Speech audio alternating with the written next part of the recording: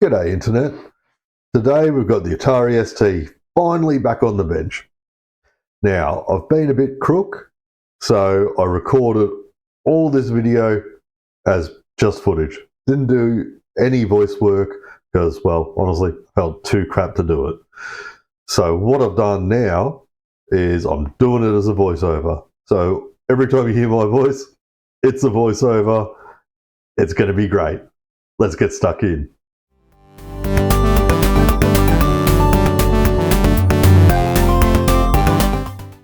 So today we're going to be doing a whole bunch of Exxos' mandatory fixes. Exxos runs a web store and a web forum for Atari ST computers. We're going to change some caps, modify the power supply.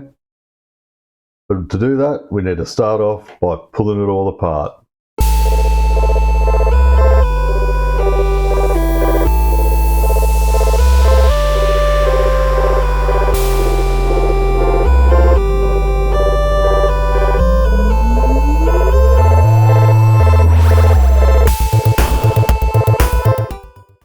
Okay, now we've got it this far apart. We can see the RF shield which covers the power supply and the floppy drive. So here's the power supply, there's the floppy drive. Let's pull this keyboard out. One thing that really always needs to be done on the keyboard is resoldering the joystick / mouse connectors underneath, and this keyboard itself needs a really good clean. It is absolutely filthy. Oh well, let's keep pulling it apart.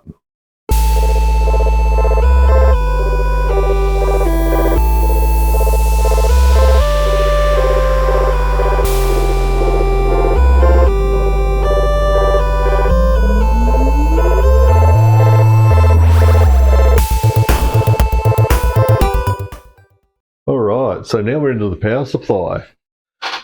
Looking at it, looks in fairly good nick. I can tell you now that it was overheating a little bit, so probably just due to age.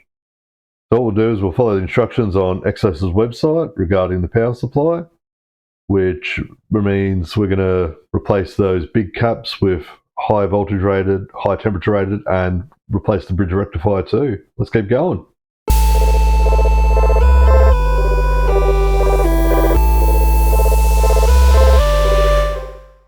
Okay, now we're on Exxos' website. We're looking at the section for the Atari PSU repair, and the PSU I have in this Atari ST is the Mitsumi SR98. So you can see there, the original, which looks exactly like what I've got, has quite a bit of ripple on that 5-volt rail, which can cause all sorts of trouble.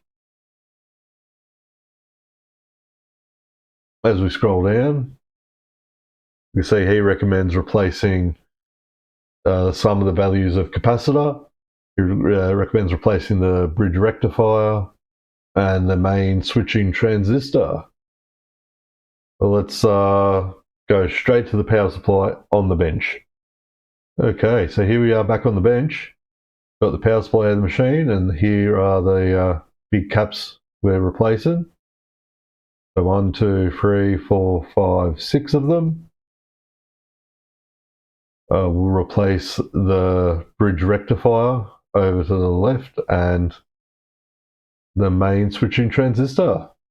Let's go to my electronics workbench now, and we'll start desoldering things.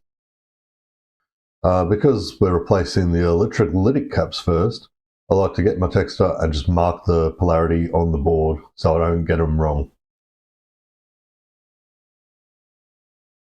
Alright, let's get it out.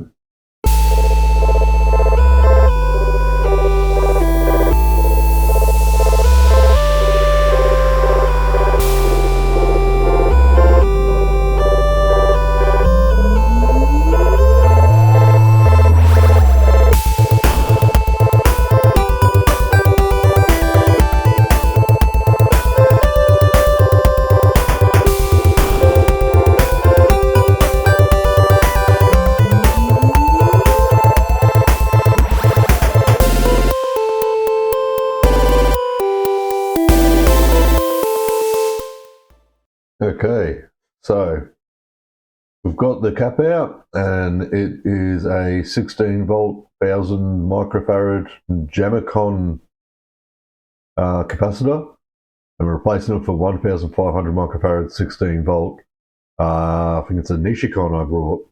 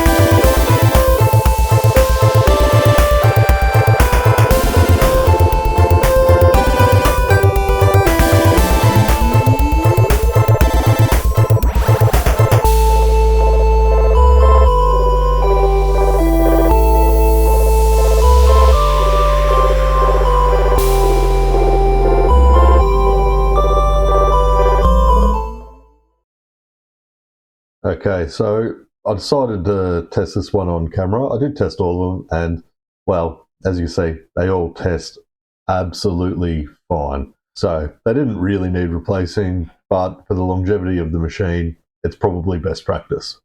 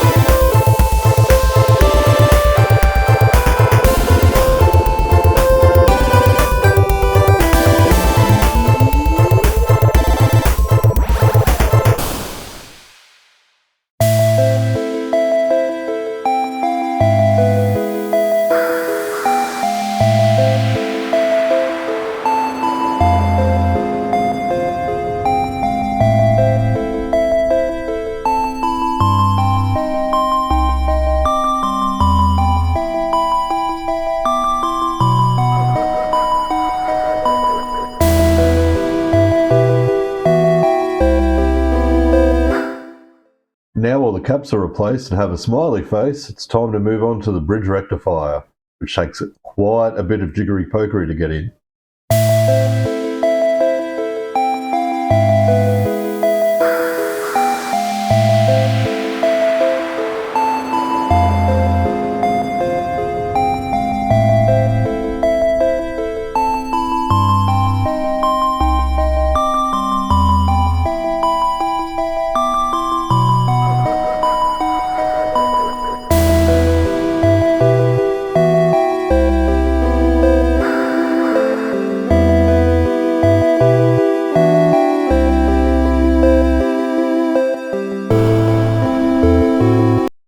here we have the old bridge rectifier, and you can see it's a four-legged looking thing, and here's the new one. Capable of taking much more power, but the legs do not fit the layout that we need to. So let's get bending.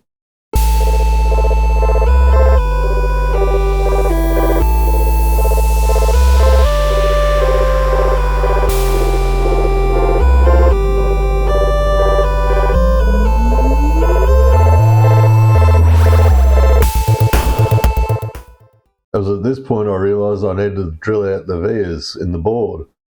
So I went and got my little drill and drilled them out.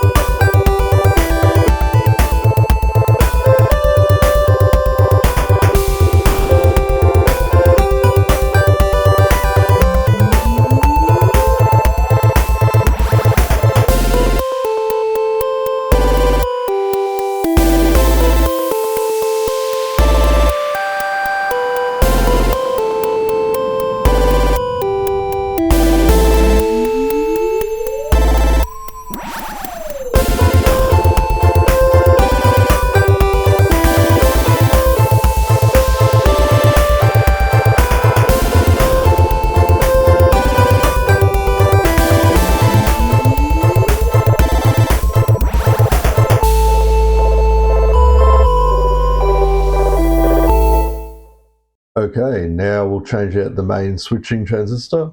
For those of you playing along at home, you'll realise that I was pointing to the wrong one earlier.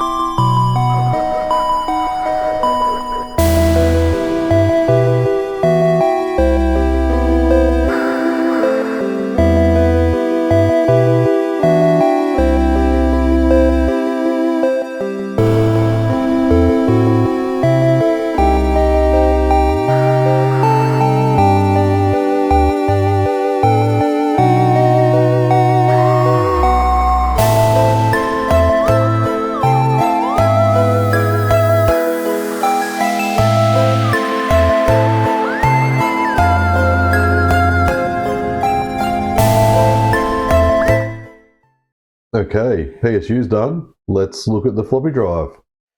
So this one we can see is awfully dirty. We'll give the heads a good clean. You can see the read head, right head just down there, the little white thing, there's a little line in it, that's the actual head. Then we'll give the write protect switch and the other switch there, disk detect, I think. So here's the website for the floppy drive I've got, which is a Sony MP-F11W. It explains the process of cleaning the heads, lots of isopropyl alcohol. He puts a little bit of lubricant on the grub screw for the head movement. Now you can see there he's pulled the board out. We don't actually need to do that because we're going to connect ours in parallel on the top like he shows in the picture below. And then we'll just add another one across the 5-volt rail, smooth everything out. Alright, so we've got it here, got the isopropyl alcohol in hand. We'll start by putting a little bit on this cotton bud.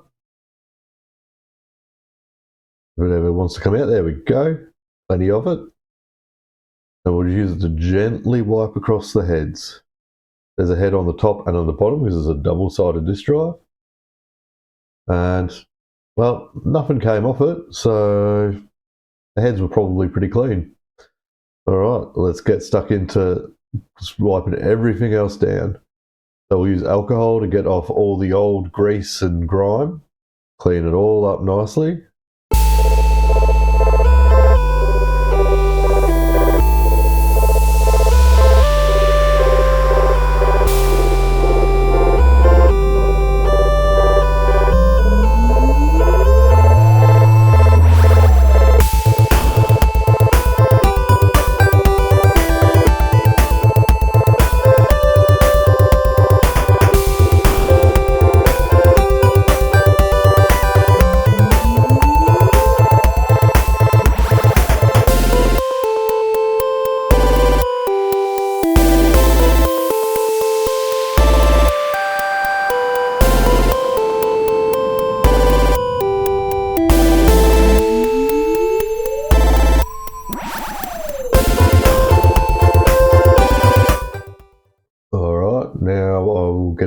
little bit of a 3-in-1 multi-purpose oil just to put on that grub screw.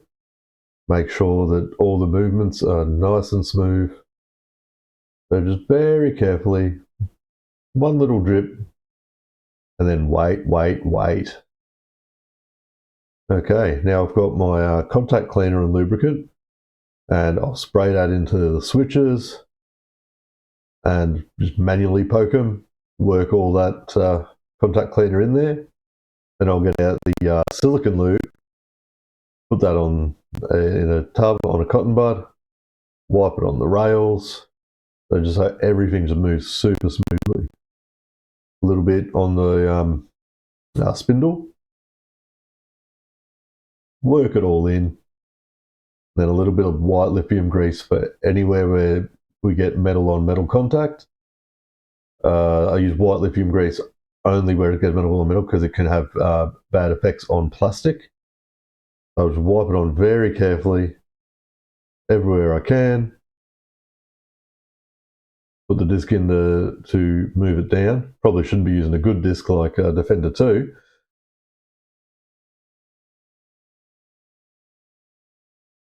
Just very carefully, very, very minimal amounts of it. But this is where I figured out that, oh, the top lifts up and I can actually get into it easier to clean and lubricate. So it'll start cleaning again.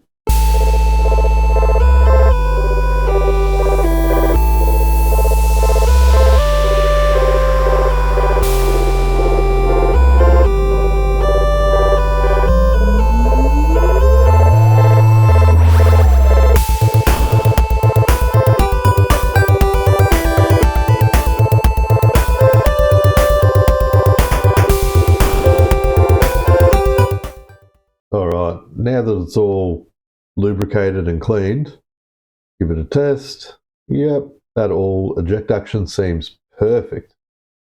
All right, let's get to the electronics workbench and we'll start doing a bit of soldering. All right, so I've got a couple of small surface mount capacitors to put on.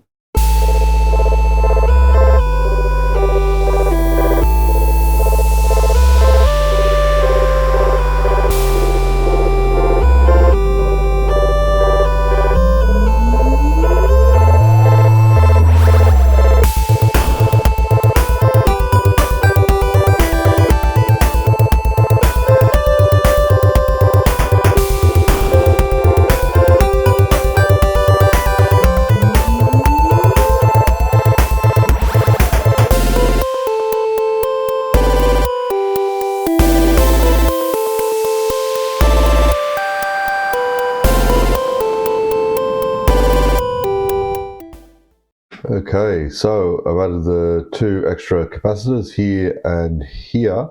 That brings the floppy drive to a close. All we need to do is put it all back together.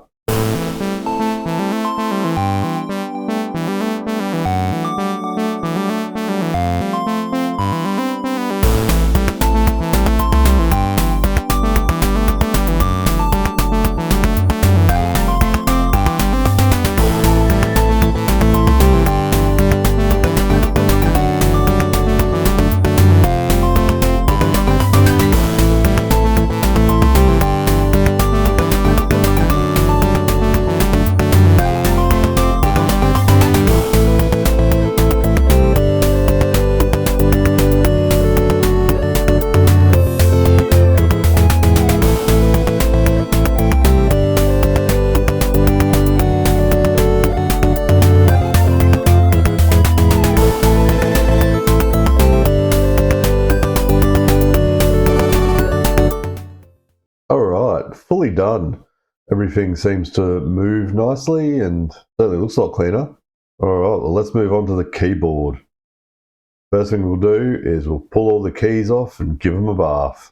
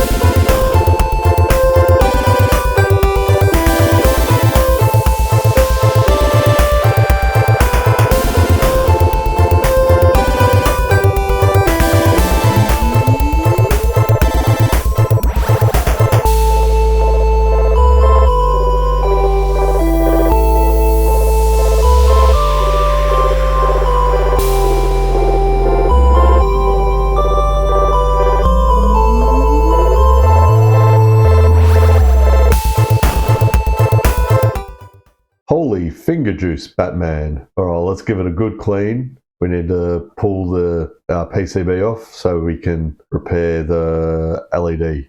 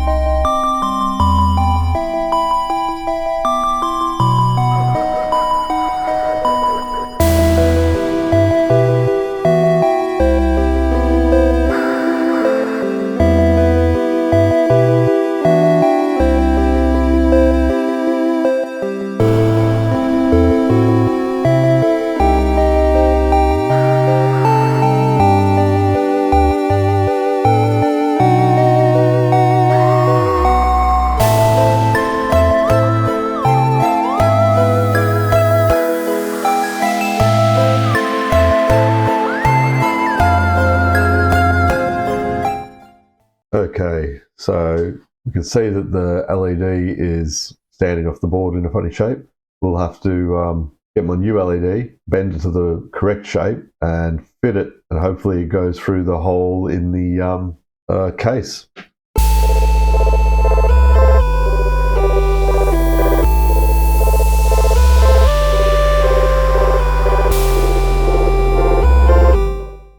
Okay, so that's all done. Now all that's been left should be putting it all back together because I've given all the plastics a really good clean.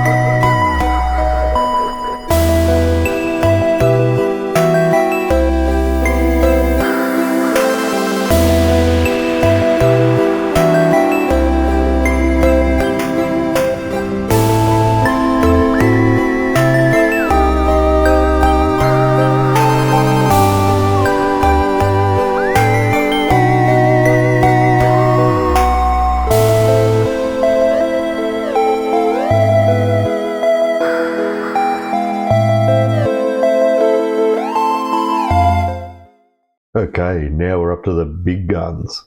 We're going to do some changes to the motherboard. We've got the two ROMs. Probably look at upgrading them to TOS 1.04. We'll put the shifter in a socket. We'll replace the bus resistors to a higher value. This improves bus stability, so I'm told. And there's our funny RAM. I don't know if I've ever really seen PLCC RAM, but there it is. So I've got a C103253 revision 3 C103088 Rev 5. So there's some more of the resistor packs, and there's a couple more up the top there. There we go. There's one up there. All right. So this details it. So we're looking at the bus resistors are currently 10K, and we should change them to 2.2K. So it improves stability on the bus, filters out some of the noise. Let's get stuck into it, desoldering.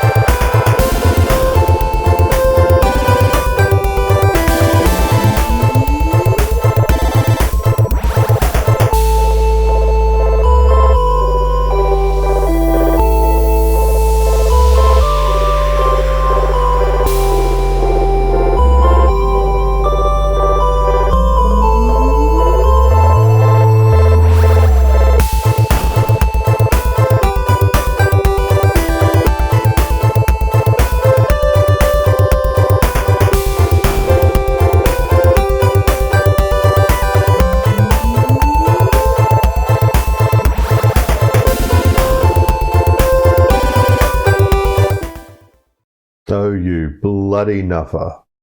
You've pulled up a trace and lifted a pad. Oh well, I'll keep clearing the holes. Oh, what a silly mistake to make. I'm going to blame because I was sick, but really I think it was just a bit of impatience. Alright, let's keep going. You'll get to see the fix.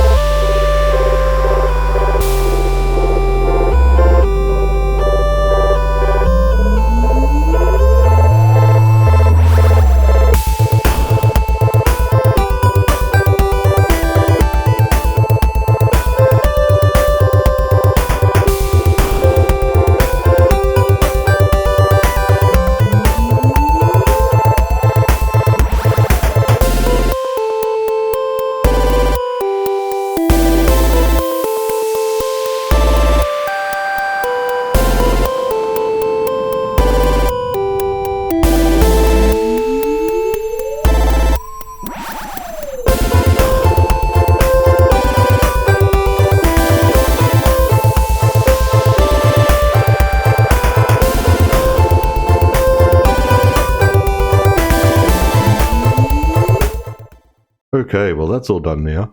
We've got all the traces repaired that I stuffed up. I like to use a bit of clear nail polish over the top rather than solder mask. Solder mask probably would be better, but I like the clear nail polish because then, well, it's like a scar. You can see that someone's worked on it, someone's loved this enough to repair it.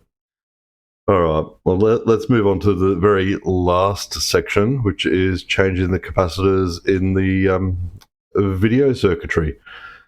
With this one, we change a few of the values to try to get a cleaner sync signal out of it. Personally, for me, after doing it, I don't know if it really worked. I don't think it didn't harm it. It didn't make it any better that I could tell, but I'm running it through a scaler, so who knows? Okay, well, let's get them in, and then we'll test it all out.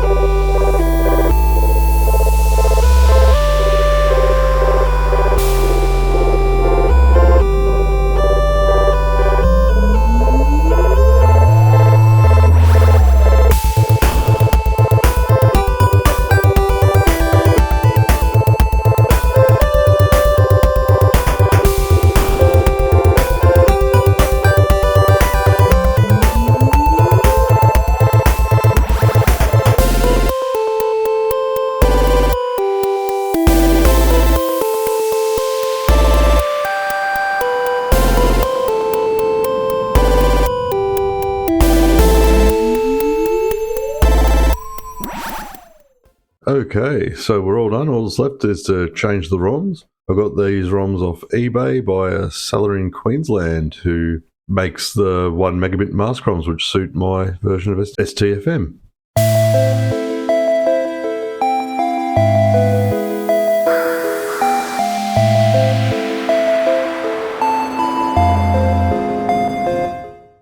We can see here that I've socketed the shifter.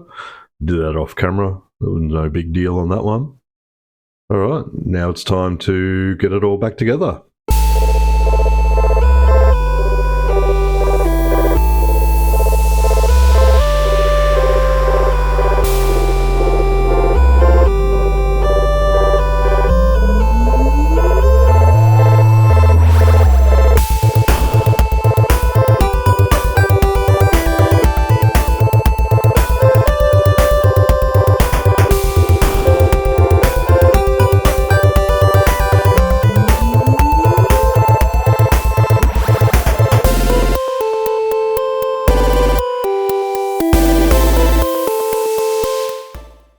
Okay, let's plug it in and turn it on. 3, 2, 1, go. All right, white screen, good sign, nothing's broken. And we're at the desktop. Brilliant. Okay, let's check the desktop info. And there we go, the rainbow Atari symbol. So now it's all back together. Let's give it a proper test. Floppy drive is so much quieter. I've got my ASCII to SD compact plugged in. I've got my modified Logitech Microsoft mouse, and everything seems to be working wonderfully. All right, so now with all the case back on and all the shielding in place, the sync all looks perfect. So that's great. We've managed to eliminate the little bit of interference we were seeing from the power supply.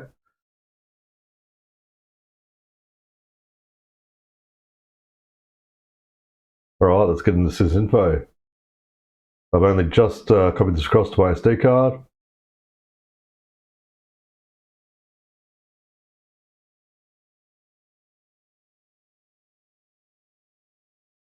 And it's in German. Great. I don't speak German, but I reckon I can figure it out. Okay, so we've got 68,000, TOS version 1.04, which we upgraded to, PAL 60, that all looks good. Let's see if we can find the memory. Speecher? There you go, the memory. So we've got 512k of RAM, so yeah, not much free, but we know this is the low RAM version. Okay, well, I think now's a good time to try out a game. Let's make sure all the graphics subsystems and sound subsystems are working. So let's try Axel's Magic Hammer.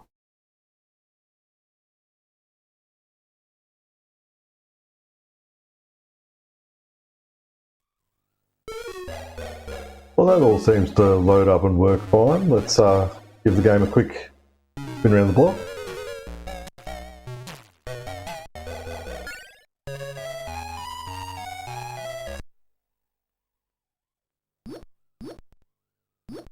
And it seems like it needs the joystick plugged in, and I've only got the mouse plugged in. Oh dear. Oh well, proof of concept. Everything seems to be working. Well, if you made it this far, thanks for sticking with me through such a long video. While I've been editing this, my next piece for the Atari ST came in the post, which is the 4 megabyte mod from Exxos. That's 4 megabytes straight in, which is part of the reason why I socketed the shifter chip. So the next video will probably be that. Only be a short one, mind you. If you like what I'm doing, please like and subscribe. And I'll catch you in the next one. Bye.